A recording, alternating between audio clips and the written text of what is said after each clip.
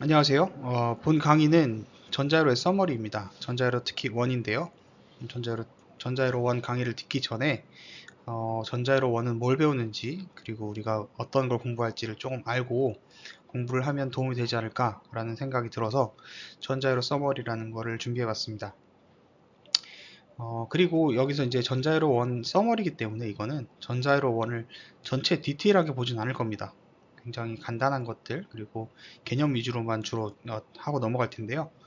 세밀한 것들은 여러분들이 수업에서 공부를 하도록 하고, 그리고 사실 전자회로를 재수강한다거나 혹은 시간이 없어서 전자회로에 대해서 조금 빠르게 리마인드 하거나 큰 틀만 알고 싶다, 이런 사람들은 여기까지만 공부해도 되겠다라는 생각으로 작성한 자료입니다. 그래서 여러분들이 공부하는 데 있어서 도움이 되었으면 좋겠습니다. 본격적인 강의를 시작하기 앞서서 여러분들에게 이야기해주고 싶은 것들을 조금 담아봤습니다. 일단 이거는 제 사견임을 명시하고요. 다른 교수님들 혹은 뭐 선생님들마다 다 다른 사고방식이 있을 거고 가치관이 있을 겁니다. 그렇기 때문에 이게 꼭 옳다라고 말하는 것은 아니고요. 다만 이제 제가 생각하는 공학 공부는 어떤 것이다 라는 거를 잠깐 정의해 보려고 합니다. 물론 이제 여러분들이 이 제가 하는 말을 꼭 이게 정답이다 라고 들으면 안 되고요. 여러분들 나름의 공부 방법을 찾아가기를 희망하고요. 제가 여러분들에게 이런 얘기를 하는 이유는 이런 이런 예시도 있다라는 걸 보여드리기 위해서 이야기 드리는 겁니다. 제가 여러분들을 가르치면서 느낀 거는 여러분들이 고등학교 때 공부를 너무 많이 해서 고등학교 공부 스타일에 너무 매몰되어 있는 느낌이 들었습니다. 고등학교 때는 정답이 있는 공부를 하죠. 고등학교에서 배우는 것들이 세상에 없는 것들이 아닙니다.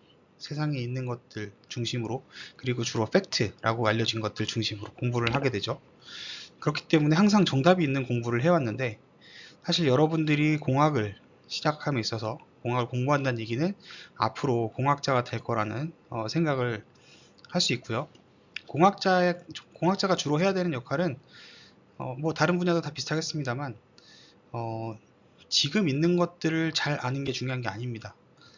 앞으로 세상에 없는 것들을 만들어내기 위해서 우리는 어떻게 연구를 해야 되는가 혹은 공부를 해야 되는가, 이게 되게 중요하다고 생각을 합니다. 그렇기 때문에 공부하는 방식, 공학 공부는 하는 방식 또한 다르다고 생각합니다. 어떻게 다르냐라고 하면, 여러분들이 주어진 책을, 교과서를 달달달달 외우고 거기 안에 있는 모든 컨셉을 이해한다. 좋습니다. 매우 좋은 자세고요. 다 알 수 있으면 좋습니다. 하지만 단순히 그거를 외운다고 공학적인 지식을 많이 쌓는다고 좋은 공학자가 된다고 생각하지는 않습니다. 좋은 공학자라는 거는 사고의 좀 틀을 깨고 사람들이 생각할 수 없는 방식으로 사고함으로써 사람들이 생각하지 못했던 일면들을 찾아내고 세계에서 이제 세상에 새로운 것들을 만들어내는 그런 역할을 하는 거라고 생각하는데요. 그러기 위해서는 여러분들이 주어진 것 그대로를 이해하는 것보다는 주어진 것을 나만의 방식으로 이해하고, 그리고 나만의 방식으로 어, 표현하고 생각하는 그런 능력이 좀 필요하다고 생각을 합니다. 공학에서 배우는, 특히 전자공학에서는 전자공학에서 배우는 대부분의 개념은 사실 굉장히 추상적인 개념입니다. 우리가 전자가 어떻게 생겼는지 그리고 걔네가 어떻게 움직이는지를 육안으로 확인할 수는 없습니다. 마찬가지로 다른 주파수 개념이나 이런 것들도 우리가 비주얼라이즈 하는 방식들이 있지만 실제로 그게 실체라고 하기는 애매한 컨셉들입니다. 그래서 대부분의 전자공학에서 다루는 개념들은 추상적인 개념인데, 그 개념들을 사람들이 이해하기 쉽게끔 교과서에는 비주얼라이즈가 되어 있습니다. 그림으로 많이 그려놓고 이렇게 그렇기 때문에 그렸습니다. 그 많은 우리가 배우는 지식들은 사실은 진실이라고 말하기는 조금 어렵습니다. 우리는 단순히 현상을 파악했고, 그리고 그 현상을 우리가 이해하는 방식으로, 사람이 사고하는 방식으로 설명할 수 있는 가장 쉬운, 가장 좋은 방식을 찾아냈고 그것을 이제 교과서에 실었다라고 생각할 수 있는데요. 즉 이거는 진실, 완벽한 팩트가 아니라 어떻게 보면 그 추상적인 사실에 대한 교과서를 기술한 사람의 주관적인 뷰포인트, 그러니까 시각입니다. 그렇기 때문에 여러분들이 공학을 공부하는 데 있어서 단순히 교과서를 교과서에 나온 그 저자의 말을 그대로 인용해서 외운다기보다는 이런 현상이 있고 이 사람은 이렇게 생각을 했구나. 그렇다면 나는 이렇게 생각해, 좀 다르게 생각해도 이 모든 현상이 이해가 되는데, 그렇다면 나는 내 방식대로 이해를 해보자. 이런 식으로 공부하는 게 저는 좋다고 생각합니다. 그래야지만 남들이 보는 것과 다른 뷰포인트를 가질 수 있고 그를 통해서 뭔가 새로운 발견을 할 수 있는 거죠. 그래서 여러분들이 학부생 공부할 때 전공 지식을 쌓는 것도 중요합니다. 그게 중요하지 않다라고는 얘기 못하겠지만 그것보다 더 중요한 건 여러분들이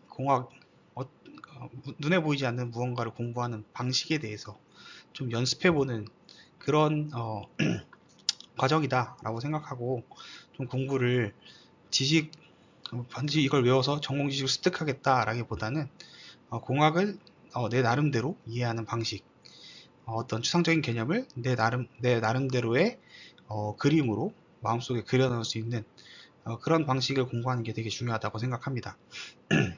그래서 가급적이면 물론 교과서에 써 있는 것들이 우리가 개념을 설명하는 데 있어서 가장 좋은 방식이라고 모두가 믿기 때문에 그래서 교과서에 적혀 있는 거긴 하지만 될 수 있으면 여러분들은 좀 다른 여러분만의 뷰포인트로 새롭게 이해하는 그런 방식을 찾을 수 있었으면 좋겠습니다. 그리고 또 한 가지 얘기하고 싶은 거는 여러분들도 고등학교 때 뭐 지금 고등학생이 있을지도 모르겠습니다만 고등학교 때 배운 것들을 대학교 3학년쯤 와서 되돌이켜 보면 대부분이 기억나지 않습니다. 그죠? 수능 공부를 하기 위해서 그렇게 열심히 공부했는데도 불구하고 몇 년이 지나고 나면 내 머릿속에는 그 기억이 대체로 희미해져 있습니다. 그 이유는 우리 뇌에는 한계가 있기 때문입니다. 물론 굉장한 천재들 같은 경우는 모든 걸 다 이해하고 암기할 수 있겠죠. 하지만 대다수의 평범한 사람, 저같이 평범한 사람의 경우에는 그거를 다 외우고 있지 못합니다. 그래서 우리는 선택과 집중을 해서 우리가 자주 쓰고 중요하다고 생각하는 것들은 기억에 남겨두고, 그렇지 않은 것들은 소멸되는 그런 특징이 있는데요. 그러다 보니까 사실 여러분들이 디테일하게 교과서를 다 이해한다고 쳐도 결국에 시간이 흐르고 나서부터는 그 전공 지식 자체는 사실 굉장히 희미해지기 마련입니다. 자주 쓰는 게 아니라면요. 그렇다면 우리는 그럼 공부를 하면서 어떤 거를 이해해야 되느냐라고 하면, 사실 여러분들의 기억은 디지털 미디어가 대체할 수 있습니다. 즉 컴퓨터나 뭐 이런 컴퓨터에 저장을 한다거나 혹은 구글 검색을 통해서 전공 지식은 언제든지 끌어낼 수 있습니다. 다만 그 지식의 양이 상당히 방대하기 때문에 그 지식이 어디에 있는지, 그 지식이 어디에 보관되어 있는지는 여러분들 스스로 알고 있어야 됩니다. 예를 들어서 구글에서 검색을 한다거나 하면 내가 원하는 게 뭔지 키워드 자체는 알아야 검색이 되겠죠. 단순히 아무것도 모르는데 이런 걸 찾고 싶은데 라고 해서 그 키워드를 다시 유추해 나가는 과정은 상당히 고달픕니다. 그렇기 때문에 여러분들이 공부를 함에 있어서 키워드를 알고 있는 것은 중요하다고 생각을 합니다. 그래서 그런 것들, 키워드나 이런 것들을 외우는 게 첫 번째로 중요하다고 생각을 하고요. 그리고 이거는 사람마다 다 다른 견해를 갖겠지만 세월이 지나면서 인류가 가진, 그리고 전자공학이 가진 지식의 양은 점점점 늘어나고 있습니다. 계속해서 늘어나고 있죠. 하지만 지금 제가 전자를 공부했던 시기가 벌써 수십 년 전인데 그 공부 내용은 거의 달라지지 않았습니다. 즉 그렇다는 얘기는 우리는 정보의 양은 많아지고 있는데 공부하는 방식은 계속해서 똑같다, 이런 뜻입니다. 그럼 더 많은 공부를 하기 위해서는 더 오래 공부를 해야 한다는 뜻입니다. 하지만 제 생각에는 더 오래 공부하는 것도 좋지만 어쨌든 간에 우리는 많은 상당 부분을 오랫동안 공부하면서 처음 공부했던 부분은 많이 잊어버릴 거란 말이죠. 그렇다면 우리가 과연 디테일한 거에 신경 쓰는 게 의미가 있는가 라는 걸 좀 더 생각해 보게 됩니다. 어떻게 보면 이제는 옛날처럼 디테일하게 딥하게 공부하는 것보다는 좀 더 넓게 조금 얕더라도 좀 더 넓게 공부해서 여러 분야를 융합하는 그런 형태의 공부를 많이 해야 되지 않나 라는 생각을 하고 있습니다. 예를 들어 요즘 머신러닝 같은 것들, 새롭게 등장한 컨셉이죠. 머신러닝 같은 것들을 이용한다면 이제는 머신러닝을 이용하지 않기는 어렵다고 생각합니다. 옛날에 워드 같은 거를 잘하는 사람을 와 대단하다, 엑셀을 잘하는 사람 대단하다, 이렇게 얘기했었지만 요즘 시대에 와서는 사실 그거는 기본 소양이라고 볼 수 있거든요. 머신러닝도 아마 그렇게 되지 않을까라는 생각이 있습니다. 그래서 머신러닝을 누구나 다 어느 정도 이상은 사용할 줄 알아야 된다. 그런 생각이 있는데 그런 것들 다 이해하려면 그런 것들을 하나하나 깊게 이해하기는 너무 시간이 많이 걸리기 때문에 어떻게 보면 우리가 어디까지 이해를 하고 어디서부터는 암기를 해야 될지 이 경계를 클리어하게 하고 조금 얕더라도 좀 넓게 공부하다 보면 우리의 도메인 날리지를 사용해서 인공지능을 새롭게 만든다거나 혹은 인공지능을 사용해서 내가 하는 일을 좀 더 쉽고 그리고 더 디테일하게 할 수 있게 하는 이런 응용 방식이 되게 중요하다고 생각을 합니다. 특히 요즘같이 기술이 복잡해진 세상에서는 사실 기술의 한 면만 갖고 기술을 평가하기가 매우 어렵습니다. 여러분들이 만약에 회사를 나가보면 알게 될 텐데 회사에서 하는 일 대부분, 회사의 기술 대부분은 사실 교과서에 실려있는 기술들이 대부분입니다. 아주 특별하게 제가 말하는 거는 시스템이 다르다 이게 아니라 하나하나의 뭐, 반도체의 경우 하나하나의 IP들을 다 까서 보면 사실 걔네들은 우리가 생각하는 것처럼 되게 팬시하진 않습니다. 그 이유는 회사 같은 경우는 일단은 수율이 굉장히 중요하고 그리고 시스템을 설계하는 입장에서 작은 블락에서 다양한 트레이드오프가 있으면 그거를 사용하기가 매우 어려워집니다. 그러다 보니까 트레이드오프가 많이 없는 그런 방식의 설계를 선호하게 되고 그러다 보니까 좀 더 범용적으로 쓰일 수 있는 교과서에 나올 법한 그런 것들이 많이 쓰이게 됩니다. 그렇기 때문에 사실 되게 팬시한 걸 많이 배운다 이런 게 큰 의미가 있다기보다 그런 IP들을 어떻게 활용하면 좋을지를 잘 얼가나이즈 하고 또 큰 틀에서 봤을 때 이런 트레이드오프들을 잘 활용하면 내가 안 쓸 것들에 대해서 내가 안 쓰는 부분을 좀 더 덜어내고 제가 중요하게 생각하는 부분을 좀 더 케어해서 더 나은 시스템을 만들 수 있습니다. 그렇게 하려면 전체적인 시스템을 이해해야 되기 때문에 좀 더 넓은 지식이 필요합니다. 그래서 제가 생각하는 거는 물론 디테일하게 배우는 것도 굉장히 중요합니다만 여러분들이 조금 더 넓게 이해하고 좀 넓게 이해하는 게 필요한데 그거를 주어진 시간 내에 넓게 이해하려면 아무래도 디테일의 뎁스에 대한 것은 조금 희생할 수밖에 없지 않나라는 생각이 있습니다. 그래서 여러분들이 결정하기에 물론 이제 사람마다 능력치가 다르기 때문에 어디를 어떻게까지 디테일하게 공부할지는 여러분들이 선택해야 될 몫입니다만 하나하나를 깊게 파는 것도 매우 중요하지만 제 생각에는 조금 더 넓게 공부하는 게 더 중요하지 않나 라는 생각이 좀 있습니다. 물론 이건 개인적인 견해입니다. 그렇기 때문에 그렇지 않다라고 생각하는 사람이 있을 수도 있고요. 그리고 또 사실 중요한 건 넓게 보는 사람도 필요하지만 깊게 보는 사람도 필요하지 않은 건 아닙니다. 그렇기 때문에 깊게 공부하는 것이 꼭 잘못됐다 이렇게 얘기하고 싶은 건 아니고요. 여러분들이 목표하는 바에 따라서 좀 뎁스 조절을 스스로 해야 된다 라는 생각이 좀 있습니다. 그래서 어디까지를 내가 이해하고 넘길 거고 어디서부터는 그냥 내가 받아들이고 넘길 것인가를 여러분들 스스로 정해야 된다고 생각하고요. 그리고 그 정하는 기준은 여러분들의 목표와 그리고 여러분들의 지식 수준, 그러니까 능력에 따라 결정된다라고 얘기할 수 있겠습니다. 그래서 이 본 서머리 강의에서는 그냥 되게 기초적인 것들만 이야기하고 넘어갈 텐데 여러분들이 이걸 한번 쓱 보고 그 다음에 여러분들이 어디를 어떻게 딥하게 공부할지는 여러분들이 선택하면 좋겠습니다.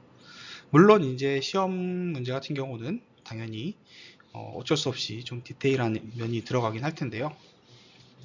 뭐 점수가 안 중요하다고 말하기는 어렵겠습니다만 뭐 사실 점수하고 좋은 엔지니어하고의 관계성은 어느 정도는 있지만 그게 꼭 점수가 좋은 학생이 좋은 엔지니어가 된다라고 얘기를 못 하겠습니다. 그렇지 않은 경우를 많이 봤기 때문이죠. 그래서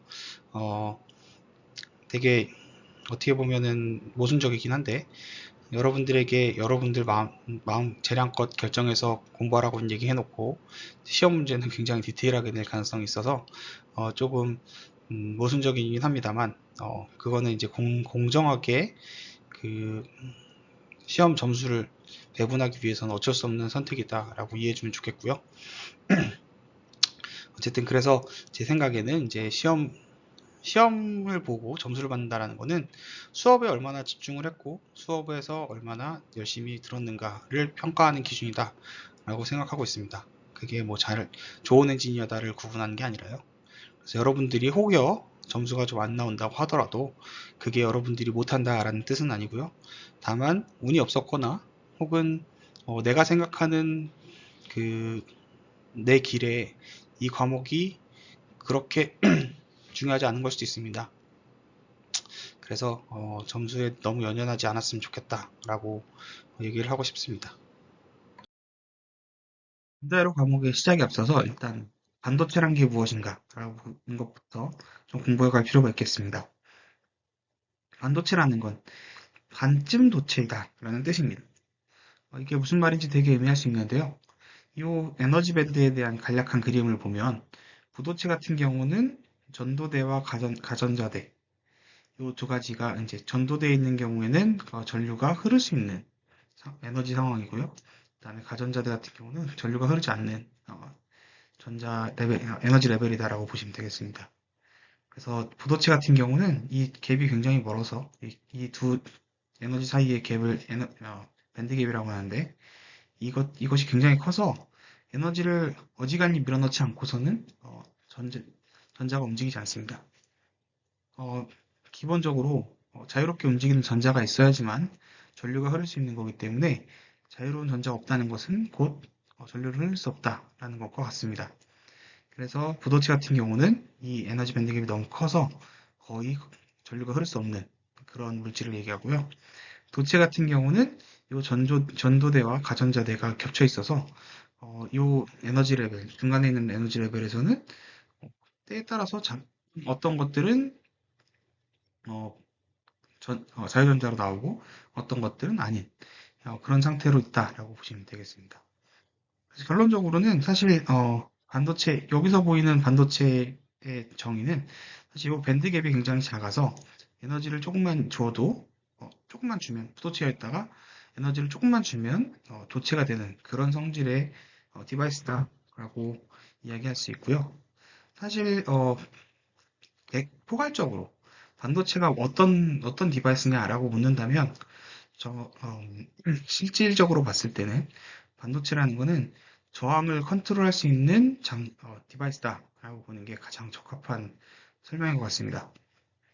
즉, 내가 원할 때는 저항이 작고, 그래서 도체 역할을 할 수 있고, 내가 이 반도체가 부도체로서 역할을 하길 원한다라고 하면 저항을 높여서 부도체처럼 움직일 수 있는 그런 디바이스를 반도체라고 할 수 있겠습니다.